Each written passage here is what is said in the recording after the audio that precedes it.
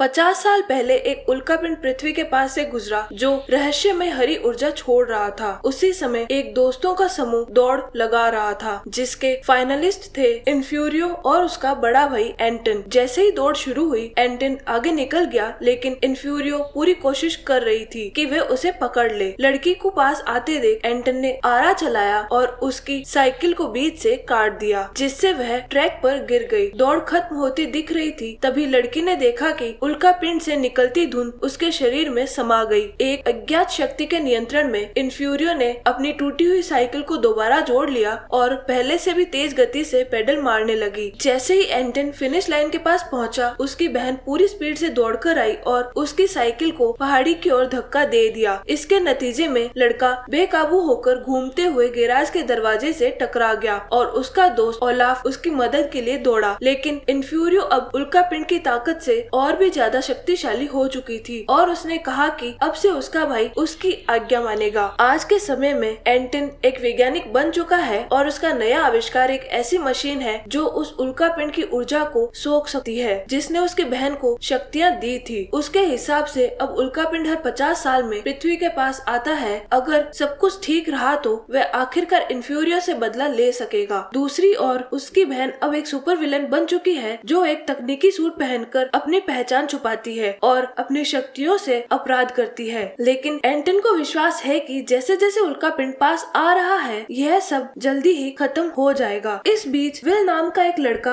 अपने छोटे भाई चार्ली के जन्म का इंतजार कर रहा है। इंतजार करते हुए वह अपनी जिंदगी को वीडियोस में रिकॉर्ड करता है, जिसमें उसकी माँ, उसके पुलिस वाले पिता और उसकी बड़ी बहन वीरा शामिल है। इसके अलावा विल सुपर हीरो कॉमिक्स का बहुत बड़ा फैन है और स्कूल की अपनी दिनचर्या के बारे में बताता है, जहाँ उसे 3 बदमाश लड़के तंग करते हैं। शुक्र है कि उसका पिता अक्सर समय पर पहुंचकर उसे बचा लेता है और शहर के अपराधियों से लड़ने के लिए कड़ी मेहनत करता है। उसका ताजा केस एक नकाबपोश विलन से जुड़ा है, लेकिन पूरी कोशिश के बावजूद वह उसकी असली पहचान नहीं जान पाया है, जो कोई और नहीं बल्कि इन्फ्यूरियो है। अगली सुबह चार्ली के जन्म का समय आ जाता है और पूरा परिवार अस्पताल की ओर दौड़ पड़ता है। शहर के दूसरे हिस्से में एंटन और ओलाफ उल्कापिंड का इंतजार कर रहे होते हैं और जैसे ही वे उसे आसमान से देखते हैं, वैज्ञानिक मशीन चालू करके उसकी ऊर्जा सोखने की कोशिश करता है, लेकिन उपकरण काम नहीं करता और किसी कारणवश उल्कापिंड दिशा बदलकर अस्पताल की एक खिड़की के सामने से गुजरता है। उसी समय विल और उसका परिवार चार्ली के जन्म का जश्न मना रहे होते हैं और उसे पालने में सुला देते हैं, बिना यह जाने कि उस नवजात ने अभी अभी उल्कापिंड की ऊर्जा सोख ली है। लैब में वापस एंटन गुस्से से पागल हो जाता है कि उसकी मशीन नाकाम हो गई और अब उसे अगले 50 साल इंतजार करना पड़ेगा। लेकिन तभी उसके दिमाग में एक और आइडिया आता है। वह अपनी मशीन को इस तरह बदलेगा कि वे इन्फ्यूरियो की ऊर्जा सोख सके और खुद नया सुपर विलन बन जाए। अगले दिन विल स्कूल से अपने पिता का इंतजार करता है, लेकिन घंटे बीत जाते हैं और वह कहीं दिखाई नहीं देते। लड़का मजबूरी में घर पैदल लौटता है, तभी उसे वही 3 गुंडे मिलते हैं जो उसे अकेला देखकर बीच सड़क पर पीट देते हैं। घर पहुंचने पर विल की आंख पर सूजन और चोट होती है और वह पूछता है कि उसके पिता देर क्यों कर रहे हैं, लेकिन सब लोग चार्ली की देखभाल में व्यस्त होते हैं। हालात और भी बुरे तब हो जाते हैं जब वह अपने कमरे में जाता है और पता चलता है कि उसकी चीजें उसके पापा के पुराने ऑफिस में रख दी गई है और उसका कमरा अब उसके छोटे भाई का हो चुका है। चार्ली पर ज्यादा ध्यान मिलने से विल असहज हो जाता है। इसी दौरान चार्ली अपनी मानसिक शक्तियों से खिलौने हिलाना शुरू कर देता है। रात को विल अपने पिता की फाइलें देखता है और अपराधों का पैटर्न पकड़ लेता है, लेकिन पिता थकान के कारण ध्यान नहीं देते। गुस्से में विल खुद जांच करने निकलता है, पर माँ उसे चार्ली को साथ ले जाने पर मजबूर कर देती है। गोदाम में विल अपराधियों को देखता है, लेकिन चार्ली रो पड़ता है। गुंडे हमला करते हैं और तभी चार्ली की शक्तियाँ जाग जाती है। वह बदमाशों को हवा में उछालता है, रोशनी और चुंबकत्व से उनके हथियार छीन लेता है और यहाँ तक कि बर्फीली किरण छोड़कर उन्हें हरा देता है। विल हैरान रह जाता है कि उसका भाई असल में सुपर हीरो है। दूसरी ओर एंटन को शक हो जाता है कि उल्कापिंड की शक्ति किसी बच्चे को मिली है। घर लौटकर विल चार्ली को सिखाता है कि अपनी शक्तियाँ छुपाकर सिर्फ अच्छे कामों में इस्तेमाल करे। करे, लेकिन मन ही मन वह जलन महसूस करता है कि उसके पास कोई शक्ति नहीं है। तभी उसे ख्याल आता है कि क्यों न वह चार्ली की ताकतों से अपराध से लड़े और खुद नाम कमाए। अगले दिन दोनों एक गुप्त बेस बनाने की शुरुआत करते हैं। विल अपने छोटे भाई चार्ली को एक टी शर्ट देता है जिस पर एस लिखा होता है, जिसका मतलब है सपोर्ट, जबकि खुद पर एम यानी मास्टर वाली पहनता है। फिर वह चार्ली से अपने शक्तियाँ दिखाने को कहता है, लेकिन बच्चा भूख से रोने लगता है। विल उसे दूध की बोतल से दूध पिला देता है, बिना यह जाने कि सामने की इमारत से एंटन दूरबीन से दोनों भाइयों को देख रहा है। थोड़ी देर बाद विल को एक ट्रक दिखता है जो उसे गोदाम वाले ट्रक जैसा लगता है। वह उसका पीछा करता है, लेकिन रास्ते में तीनों स्कूल के गुंडे मिल जाते हैं। वह फिर से विल को पीटने की कोशिश करते हैं, मगर चार्ली गाड़ी से उतरकर गुंडे के नेता की नाक पकड़ लेता है और उसे जमीन पर पटक पटक कर हरा देता है। बाकी डर कर भाग जाते हैं। विल अपने भाई की ताकत देखकर दंग रह जाता है। ट्रक निकल चुका होता है, लेकिन चार्ली अपनी सुपर स्पीड से गाड़ी को धक्का देकर विल को उसके पास पहुंचा देता है। दोनों भाई ट्रक में चढ़ जाते हैं और एक गुप्त अड्डे पर पहुंचते हैं। अंदर उन्हें हथियार और युद्ध कवच मिलते हैं। विल समझ जाता है कि चोर टेक्नोलॉजी और हथियार चुरा रहे हैं। खोजते खोजते वे अंडरग्राउंड लैब में पहुंचते हैं। अंधेरा देखकर चार्ली डर जाता है और घर लौटने की जिद करता है। वह जोर जोर से रोने लगता है, जिसकी आवाज सुनकर इन्फ्यूरियो के गुंडे और ओलाफा वहां पहुंच जाते हैं। विल चार्ली को गोद में उठाकर भागता है और वेंटिलेशन पाइप से ऊपर चढ़ता है। आखिरकार दोनों